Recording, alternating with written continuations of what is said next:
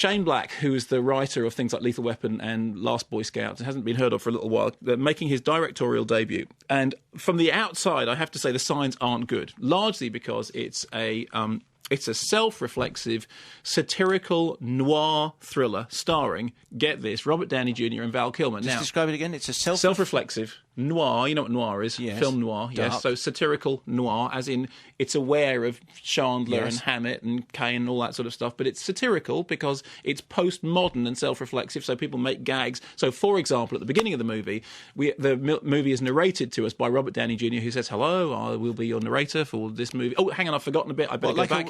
Like a waiter in TGI Fridays. Exactly like that. And he keeps sort of, because he's not a very good narrator. Now, the problem is, well, actually, the good thing is, I have always had an issue with Robert Downey Jr., self-indulgent, waffling nincompoop, and Val Kilmer, preening, self-indulgent, waffling egomaniac, okay? And as you know, I have not been a fan of their work in the past.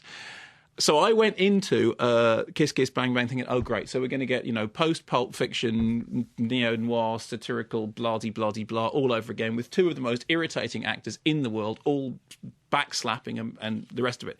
The story is that Robert Downey Jr. is Harry Lockhart, who's a petty thief who, on the run from the cops, runs into an audition. They think he's a method actor. They send him to Hollywood to audition for a role where he meets up with Val Kilmer, who plays a private investigator called Perry Van Shrike, known as Gay Perry, as in Gay Parry, and gag being, of course, he is gay. No, I know. It's astonishing, but the clue's in the name.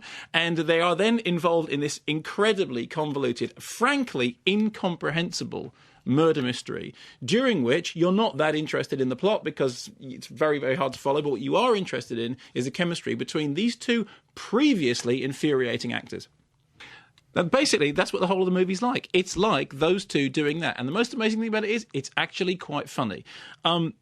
There's a funny thing with Shane Black, which is that when he was at his, the height of his vulgar powers, he would write these really, really caustic, nasty, what they were called zingers, I think was the phrase. It was the line, for example, that Bruce Willis would say before dispensing somebody, but would do it in a kind of self-referential way. Oh, now it's the 90s, you've got to have the line before you do the thing.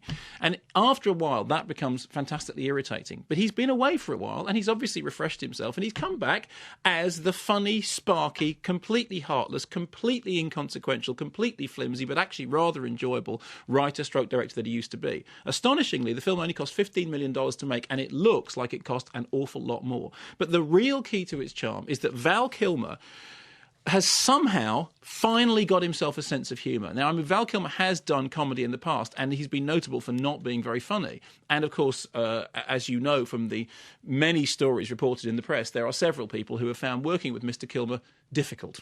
I think difficult is the official word for working with Val. And, of course, I think Richard Stanley, one of the great British directors, who really has had a lot of trouble since Val Kilmer worked with him on The Island of Dr. Moreau and Richard was shown the door as a result of Val being difficult. Well, somehow Val Kilmer, after having come through that weird performance in Wonderland, has discovered that he is funny if he ridicules himself. And his performance as Gay Perry is really, really funny.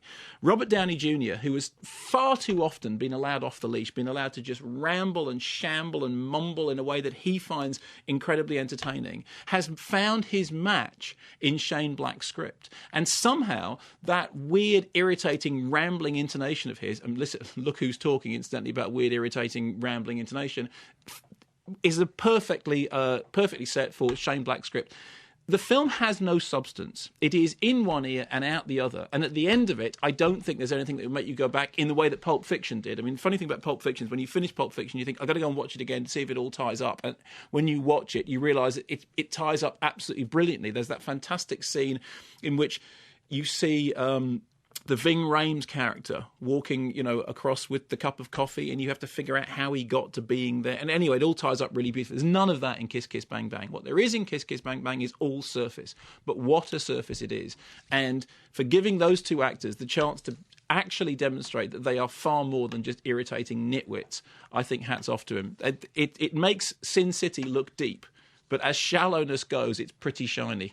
Frank, in Beckenham, Mark may be interested to hear that after the screening of Kiss Kiss Bang Bang at the London Film Festival, Shane Black did a Q&A session, question-answer session, in which he claimed that The Exorcist was his favourite ever film. Well, there we go. And that his next project would be a horror movie. I thought the film was this is Kiss Kiss, was well played by Downey and Kilmer, and the gags went down really well with the audience, but perhaps it was all just a bit too knowing and self-consciously hip. Yeah, I think that is the one criticism of it, that you can get fed up with it knowing itself as well as it does, but I thought it was light and frothy enough for that not to be an issue.